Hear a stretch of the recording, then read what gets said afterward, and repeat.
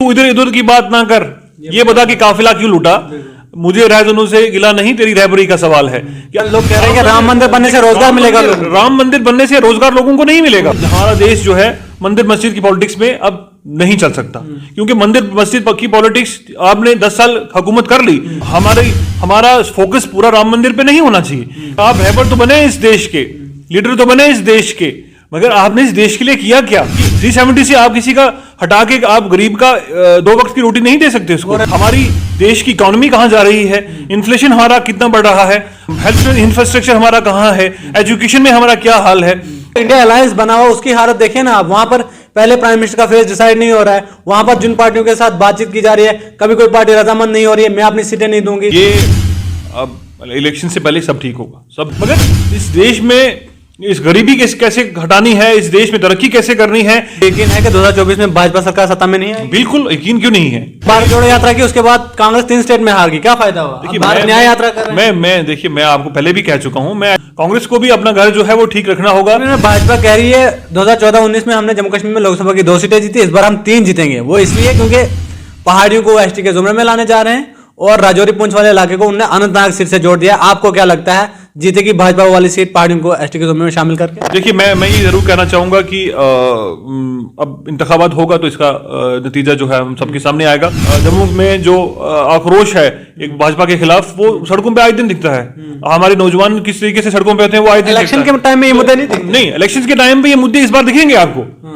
जी कह रहे हैं कि जम्मू कश्मीर में अगला चीफ मिनिस्टर हमारा होगा और जम्मू कश्मीर में जो है भाजपा का ही सीएम। देखिए, अगर भाजपा का सीएम होगा तो मैं तो उसके लिए आपको पहले भी कह चुका हूं कि अगर आवाम यहां भाजपा को चुनती है तो आप तो वो चुने, मगर उसके लिए चुनाव होने चाहिए। भाजपा गुमराह ही कर रही है, क्योंकि मुल्क भर के साथ साथ जम्मू कश्मीर में आने वाले वक्त में लोकसभा इंतखाबात होने वाले हैं और जराये के हवाले से खबर यह भी आ रही है कि असेंबली इंतखाबात भी हो सकते हैं। बहरहाल जम्मू कश्मीर में तमाम पॉलिटिकल पार्टियां तैयारियां कर रही हैं। इस वक्त मेरे साथ बातचीत करने के लिए मौजूद हैं नेशनल कॉन्फ्रेंस के स्पोक्स पर्सन जीशान राणा जी। इनसे हम जानने की कोशिश करेंगे, क्योंकि अक्सर व बेशतर देखा जाता है कि नेशनल कॉन्फ्रेंस का ज्यादातर लोकसभा सीटों में फोकस वादी कश्मीर पर रहता है। जम्मू सूबे में इस बार क्या कुछ सूरत हाल है? जीशान साहब, क्या कुछ कहना चाहेंगे? इस बार नेशनल कॉन्फ्रेंस जम्मू सूबे में 2 सीटों में कितनी सीटों पर लड़ रही है? क्या इस बार जो है जम्मू सूबे में या कश्मीर सूबे में नेशनल कॉन्फ्रेंस किसी से अलायंस कर रही है? देखिए, ये तो अभी तंजीम की तरफ से इस पे कोई फैसला नहीं हुआ है। हालांकि जब अभी कुछ दिन पहले जब उमर साहब यहाँ जम्मू में तशरीफ लाए थे तो उन्होंने ये मीडिया से बात करते हुए ये कहा था कि जो 3 सीटें नेशनल कॉन्फ्रेंस जीती है कश्मीर प्रोविंस में, शायद नेशनल कॉन्फ्रेंस जो है उन 3 सीट्स पे तो नेशनल कॉन्फ्रेंस दोबारा चुनाव जरूर लड़ेगी, मगर जो बाकी सीट्स हैं, चाहे लद्दाख में 1 सीट हो या 2 सीट जम्मू के अंदर जो हैं, उन पे नेशनल कॉन्फ्रेंस का क्या स्टैंड रहता है वो तो हम जब जो अलायंस जिस अलायंस का हम हिस्सा हैं उनसे बातचीत होगी, उसके बाद जो है इस पे फैसला किया जाएगा। अभी तो मैं इस पे कुछ टिप्पणी नहीं करूंगा। जीशान साहब, आने वाले वक्त में लोकसभा इंतखाबात और असेंबली इंतखाबात में नेशनल कॉन्फ्रेंस क्या कुछ मैनिफेस्टो लेकर जो है लोगों के बीच में जा रही है, जिसे नेशनल कॉन्फ्रेंस को लगता है कि लोग जो है हमें वोट करेंगे और हम जो है जीतने में कामयाब होंगे? देखिए, जहां तक बात है असेंबली इलेक्शंस की, आप अभी शुरुआत में ही कह रहे थे कि सोर्सेज के मुताबिक जो है जल्द ही असेंबली चुनाव जम्मू कश्मीर में होंगे। ये हम पिछले 3 साल से सुन रहे हैं। क्योंकि जब से डिलिमिटेशन कमीशन ने अपनी रिपोर्ट जो है वो दी है, पहले तो ये कहते रहे कि डिलिमिटेशन कमीशन जो है अपनी रिपोर्ट देगी, उसके बाद ही चुनाव होंगे। मगर जब से डिलिमिटेशन कमीशन अपना काम मुकम्मल कर चुका है, उसके बाद भी हम सोर्सेज के मुताबिक जो है बहुत जल्द जो है इलेक्शन होने जा रहे थे, बट अभी तक हुए नहीं। और मुझे नहीं लगता है कि जो हालात जम्मू कश्मीर के अंदर बने हैं और बीजेपी जो है इस पोजीशन में है कि वो जम्मू कश्मीर के अंदर चुनाव करवाए, तो आई डोंट थिंक सो कि इलेक्शंस होने वाले हैं। बट जब भी अगर इलेक्शंस होते हैं, we are a political party and we are a cadre based party. हमारा कैडर हमेशा रेडी होता है और हम हमेशा चुनाव के लिए तैयार होते हैं। हमने तो ये कहा कि सरकार किसी की भी बने, चुनाव हो, जो लोग जिसको वोट देना चाहें वो दें, मगर एटलीस्ट यहाँ पे गवर्नमेंट तो हो जो लोगों की चुनी हुई सरकार हो। क्योंकि लोग नहीं चाहते कि एक ऐसा राज, एक ऑटोक्रेसी जो है जम्मू कश्मीर पे चल रही है, उसका खात्मा चाहते हैं यहाँ के लोग, और उसके लिए एक पॉलिटिकल पार्टी हाँ बिल्कुल, और उसका एक सरकार बने और सरकार उनका अपना चीफ मिनिस्टर हो और काम चले। मैनिफेस्टो क्या है आपकी पार्टी का? कि मैनिफेस्टो जब इलेक्शन चुनाव अनाउंस होंगे तो हम मैनिफेस्टो रिलीज करेंगे। उससे पहले तो मैं यही कहना चाहूँगा कि जम्मू कश्मीर के अंदर अभी जैसे हम पिछले जब से असेंबली जो है डिसॉल्व हुई और उसके बाद जो जम्मू कश्मीर के अंदर हुआ, हम सभी मुद्दों को लेके जो है अवाम में जाएंगे और खासकर जो नौजवानों के साथ जिस तरीके से बर्ताव जो है इस सरकार ने किया है, खासकर एक तो हमारी नज़र उस पर भी है और बाकी और भी काफ़ी इश्यूज हैं जिस पे नेशनल कॉन्फ्रेंस जो है जो लेके अवाम में जाएगी। अब बीजेपी ने जो है इस बार आप जानते हैं कि राम मंदिर का इनॉग्रेशन हो गया है 22 जनवरी को, और बीजेपी का मैनिफेस्टो आपको पता है। क्या लगता है आपको, इस बार यूथ जो है इतना अवेयर हो चुका है कि वो इस बार राम मंदिर के नाम पर वोट नहीं देगा, डेवलपमेंट के नाम पर वोट देगा? क्योंकि भाजपा हमेशा इलेक्शन में 2-3 मुद्दों को वोट उठाती है, यहाँ आर्टिकल 370 या पीओजे के या फिर राम मंदिर अब आ गया है। क्या लगता है दोबारा से भाजपा जो है 2024 में जीतने में कामयाब होगी इन 3 मुद्दों को लेकर? देखिए, मैं मोदी साहब से इतना ही कहना चाहूँगा कि देखिए मुल्क भर में इन्होंने पॉलिटिक्स पिछले 10 साल से की, वो कभी तो कम्युनिटीज़ के बेस पे की या रिलीजन के बेस पे की, लोगों को मंदिर और मस्जिद के नाम पे की। तो मैं ये कहना चाहूँगा कि आपने पहले जब 2014 का चुनाव लड़ा तो आपने आर्टिकल 370 को एक मुद्दा बनाया, 2019 में भी चुनाव लड़ा तो आर्टिकल 370 को उसका मुद्दा बनाया, राम मंदिर को बनाया।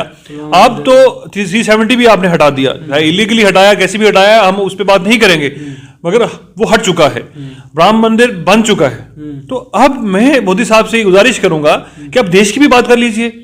देश ने, देश के नौजवानों ने, देश के बुजुर्गों ने जो उपेक्षाएं, जो उम्मीदें लेके आपको इस देश का प्रधानमंत्री बनाया था, क्या आप सही मायने में उन उम्मीदों पे उतर सके? निशान साहब, आप ये कहीं गलत नहीं कह रहे हैं। आप कह रहे हैं मोदी साहब कोई काम नहीं कर रहे हैं। अगर काम नहीं कर रहे, हाल ही में 5 राज्यों में असेंबली के इंतखाबात हुए, 3 राज्यों में बीजेपी जीते कैसे? फिर कोई काम नहीं करती तो देखिए, मैं ये जरूर कहना चाहूंगा कि वहाँ उन राज्यों के अंदर अब क्योंकि डिफरेंट पॉलिटिक्स है और वहाँ जो फाइट जो थी खासकर राजस्थान और मध्य प्रदेश और छत्तीसगढ़ में वो बीजेपी और कांग्रेस की थी।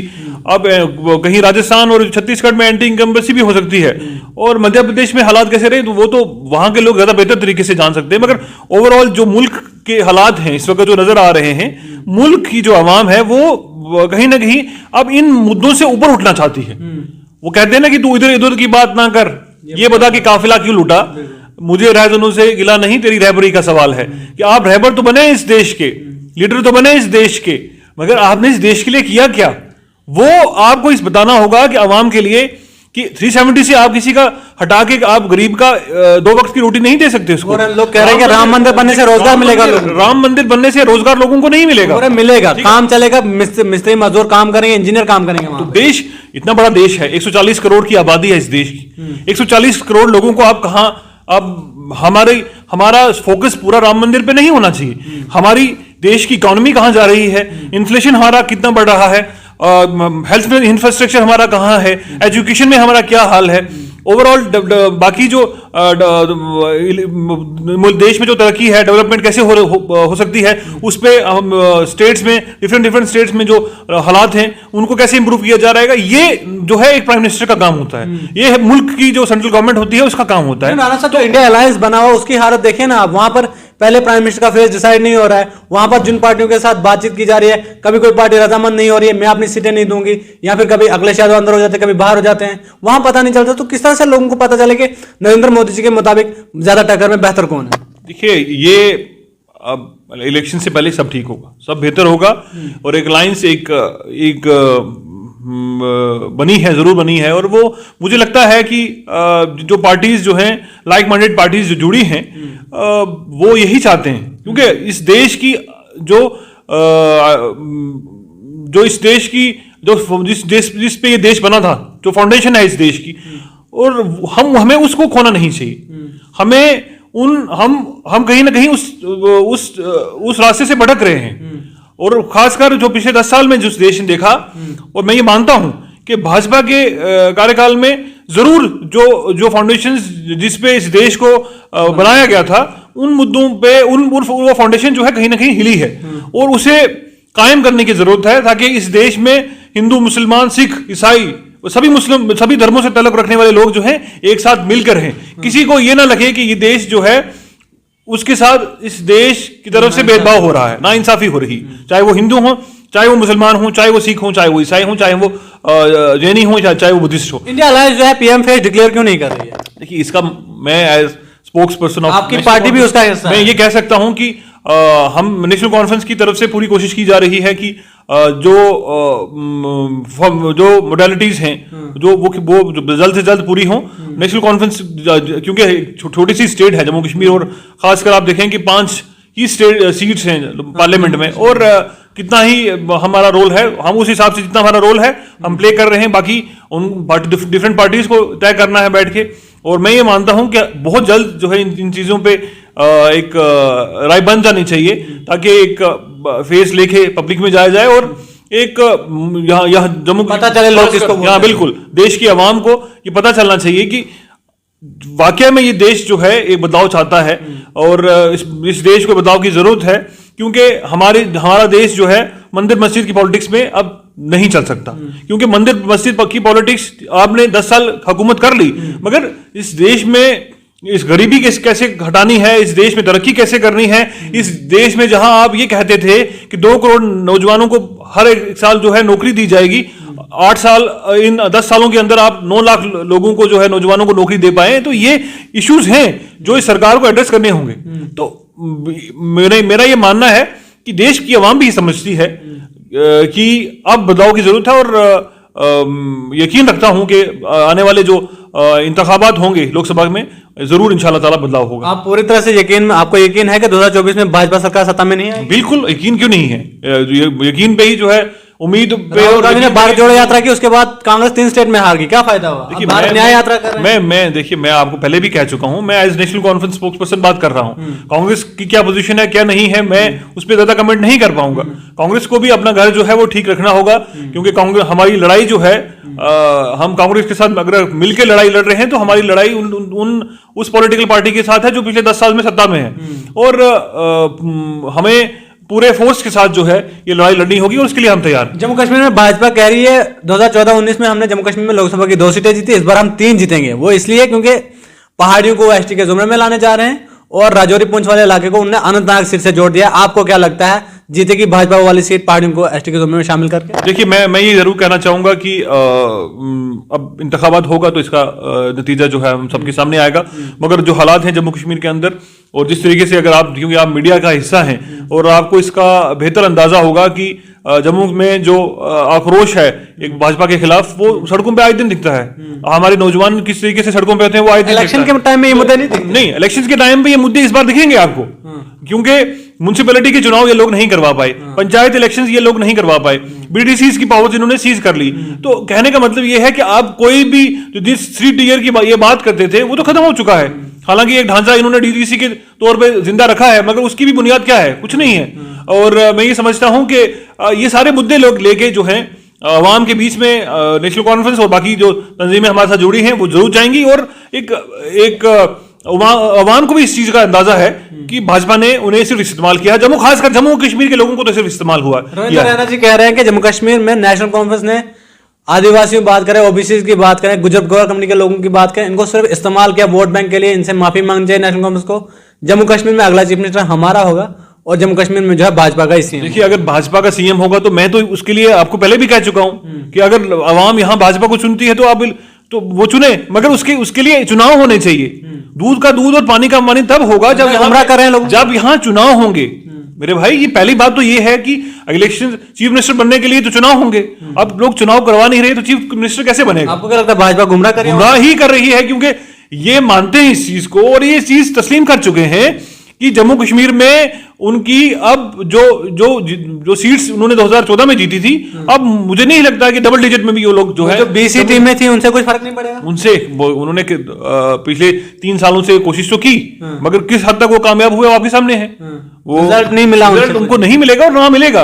अवाम इस वक्त चाहे कश्मीर हो चाहे जम्मू हो, नेशनल कॉन्फ्रेंस के साथ है। आप जगह जगह जाके देख लीजिए, नेशनल कॉन्फ्रेंस का जो है परचम लहरा रहा है, और उम्मीद यह है कि जब भी इलेक्शन होंगे, आज होंगे, 2 महीने बाद होंगे, 6 महीने के बाद होंगे, साल के बाद होंगे, जब भी होंगे नेशनल कॉन्फ्रेंस की सरकार। रविंद्र रैना कह रहे बड़े पैमाने पर लोगों की हिमायत हमारे साथ है, हम पूर्ण बहुमत से जीतेंगे। पूर्ण बहुमत के लिए मैंने पहले भी कहा, मैंने गुजारिश करता हूं आज आपके चैनल के माध्यम से रविंद्र रैना साहब को कि आप चुनाव करवाइए। अगर आवाम आपको चीफ मिनिस्टर देना चाहती है तो हम वेलकम करेंगे, मगर उसके लिए चुनाव करवाइए, आइए, मैदान में आइए, लड़ाई के लिए तैयार हो जाइए, और उसके बाद जनता जो फैसला करेगी हमें मंजूर होगा। आपको क्या लगता है, 5 आखिरी सवाल है आपसे, 5 लोकसभा सीटों में से इस बार नेशनल कॉन्फ्रेंस कितनी जीतने में कामयाब होगी? हम जितनी सीट्स भी कॉन्टेस्ट करेंगे, हम यही उम्मीद करेंगे कि नेशनल कॉन्फ्रेंस सारी सीट्स जीते, और अलायंस जिस पार्टी के साथ अगर हुआ हमारा, तो हम वो भी चाहेंगे कि हम सारी सीट्स जो है अलायंस के साथ मिलकर जम्मू कश्मीर में जीते।